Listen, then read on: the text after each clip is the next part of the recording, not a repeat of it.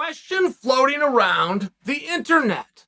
And it started with our own underground forum. And it was just a fan, and he just asked a question. Very passive-aggressively, but he was stating that it was not fair that Pereira was fast-tracked to a world championship. He said he does understand it. This is the fan speaking. Because of the money. If it makes dollars, it makes sense. Right? He went right in that direction. And we're so quick to do that, and of course there is a truth to that. Of course politics and business come in. Sure, that's an equation. But we're so quick to do that. Excuse me. Who helped Pereira? What business? What money? You got to understand, combat is the ultimate poker hand in that your chips are all in at all times. Whatever it is that you've done, whatever you bring to the table is on the line. If you are the world champion, whether this person is deserving or has earned it or is worth a damn, if you can get in the cage with them and get somebody to say go, that strap's up for grabs. It's the way that it works. And I only bring that to you because Pereira, 5 fights, okay.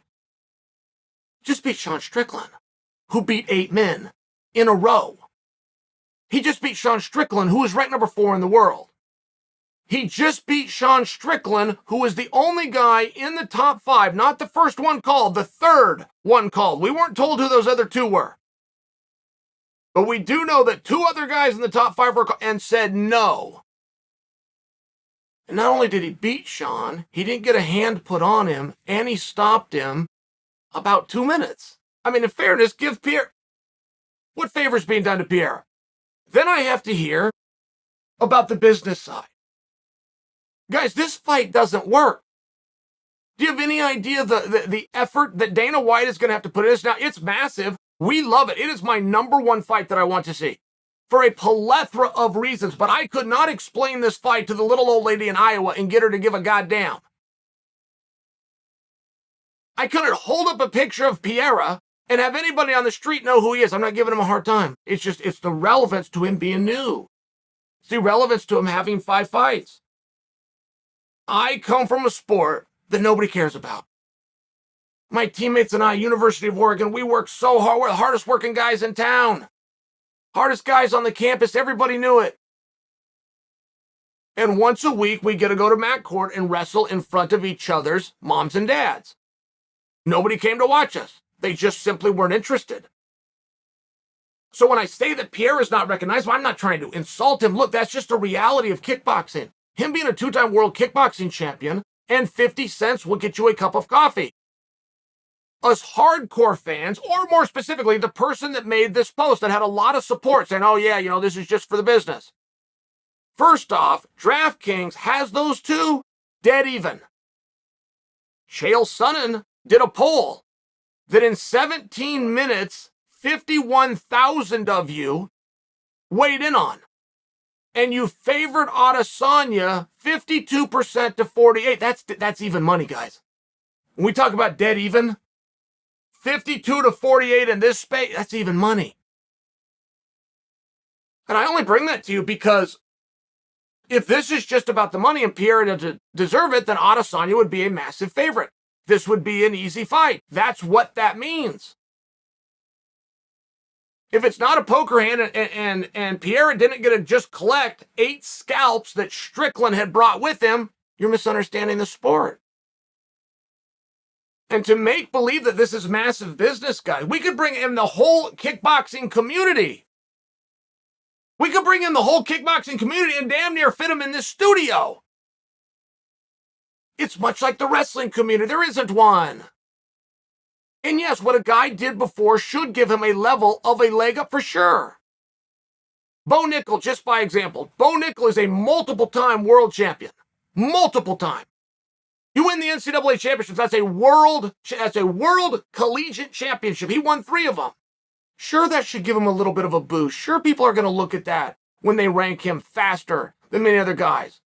Sure, matchmakers and fellow opponents are going to look. Sure, they would.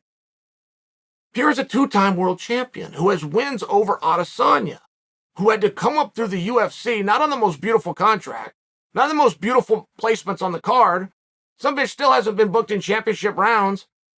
Still hasn't been a main event. You think somebody's doing him a favor? Would you like to do that? Would you like to have limited experience and have to go in there with Adesanya? Oh, and by the way, the experts in the spec got you dead even. Those don't go hand in hand. You're not getting a favor and you're getting a boost. Oh, and by the way, being dead even. This match has never been done before. If Dana White has the time to tell this story, this is going to be massive. Otherwise, it's going to be massive with us. That's the part that you're wrong.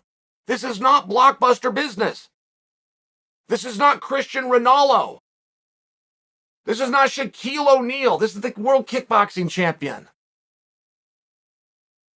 Same as Bo Nickel with 3 world championships. Where you're going to have a hard time feeling arena. It's wrestling fans. It's a conversion. If Dana White could take the time to tell the story that kickboxing, which has had an extremely limited level of success in the history of mixed martial arts, is the king of a division right now. One guy undefeated, one guy next to undefeated. At the same time, in the same weight class, oh, and by the way, they have a history. Now, all of a sudden, you're getting fast-tracked.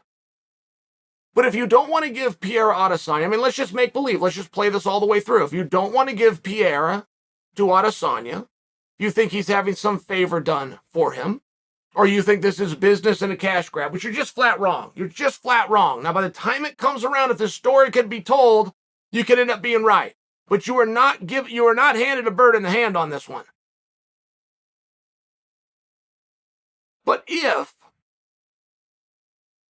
those two are to go out and contest this, the monster in the closet of Adesanya, who is genuinely a top 5-star in our sport, and after what he did and the fact that he's parlaying it into what I believe is the #1 fight, I really do. I think this thing's going to do great. I think people are going to be very interested, and I think the buildup for this is going to be back and forth. I think the fact that 2 guys that have never fired off a takedown, not only never gotten a takedown, never even attempted,